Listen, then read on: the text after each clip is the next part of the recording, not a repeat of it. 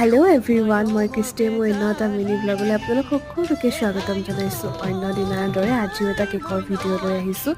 আশা কৰোঁ আপোনালোকে সকলোৱে ভিডিঅ'টো ভাল পাব।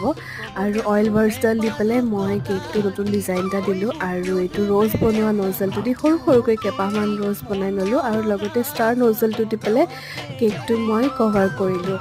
আৰু কেকটো যিজনী মানুহে অৰ্ডাৰ কৰিছিলে, মানুহগৰাকী মোৰ কাৰণে খুব স্পেচিয়েল। তেওঁ আজিলৈকে 3 মাহৰ ভিতৰতে চাগে মোক 10টামান কেকৰ অৰ্ডাৰে দিলে।